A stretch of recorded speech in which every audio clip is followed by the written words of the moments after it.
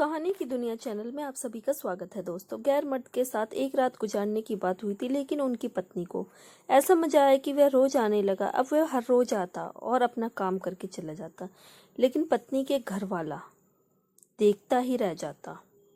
रात को नींद नहीं आ रही थी। बेचैनी में करवटें बदलते हुए जब थक गई तो उठकर लैपटॉप खोल लिया। मैसेज रिक्वेस्ट पर नजर पड़ी। जिज्ञासा वंश क्लिक करा। वहां लिखा था, अगर मैं गलत नहीं हूँ तो आप सीमा गुप्ता हैं। आपका प्रोफाइल फोटो देखकर लग रहा है कि वही सीमा जो 40 साल पहले शिमला में रहती थी। आपकी बहन का नाम सुमन था और भाई का नाम करण।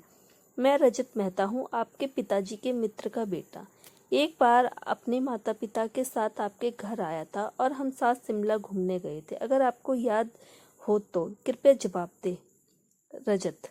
मेरे मुंह से हल्की चीख निकल गई। धड़कनें तेज हो गई। ऐसा लगा जैसे किसी पुराने खजाने का ताला अचानक खुल गया। शादी के बाद मेरा नाम सीमा शर्मा हो गया, लेकिन उसने मुझे पहचान लिया और उसके नाम पर नजर गड़ाए रही। जवाब देने के लिए क्लिक करने लगी, लेकिन मेरे मन में सवाल उठा, क्या यह ठीक रहेगा? उसका नाम देखकर भीतर कई भाव उमड़ने लगे। खुशी और अपराध बोध का एक अजीब मिश्रण। मैंने खुद को रोका, लैपटॉप बंद किया और बिस्तर पर लेट गई। लेकिन रजत मेहता नाम दिमाग में हलचल मचा चुका था। मैं 17 साल की थी। मेरे पिताजी के दोस्त अपने बेटे रजत का एडमिशन कराने शिमला आए थे।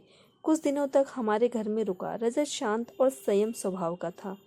मैं, मेरी बहन सुमन और भाई करण उसे शिमला की खूबसूरती दिखाने ले जाते। उसकी आंखों की गहराई ने कब मेरे दिल को छू लिया पता ही नहीं चला, और मेरे खामोश इरादे शायद उसके दिल की आवाज़ सुन सकते थे। हमारे बीच एक मूक प्रेम पनप चुका था, लेकिन वो दौर ऐसा था जब भावनाओं का इजहार खुलकर करना संभव नहीं था। रजत के संदेश ने मुझे अतीत में झांकने पर मजबूर कर दिया। 4 दिनों तक खुद को रोकने की कोशिश की, लेकिन 5वें दिन जवाब दिया, हाँ तुमने सही पहचाना, मैं वही सीमा हूँ। इतने सालों बाद मेरी याद कैसे आई?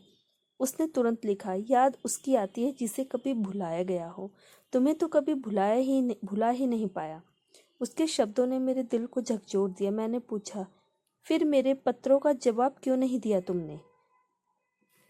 उसने लिखा, पिताजी के देहांत के बाद घर की सारी जिम्मेदारी मेरे ऊपर आ गई।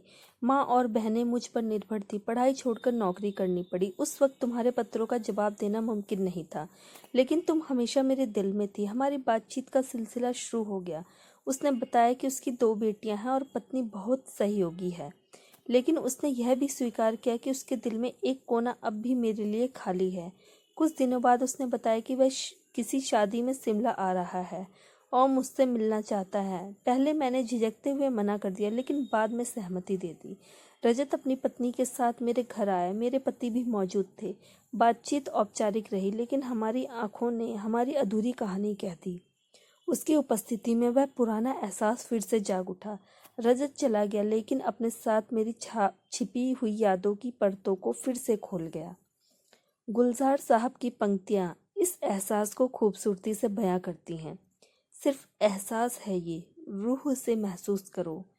प्यार को प्यार ही रहने दो, कोई नाम ना दो। रजत के साथ बीता वह दौर और उसकी स्मृति मेरे जीवन का एक ऐसा हिस्सा है जो कभी भुलाया नहीं जा सकता। आज की कहानी आपको कैसी लगी?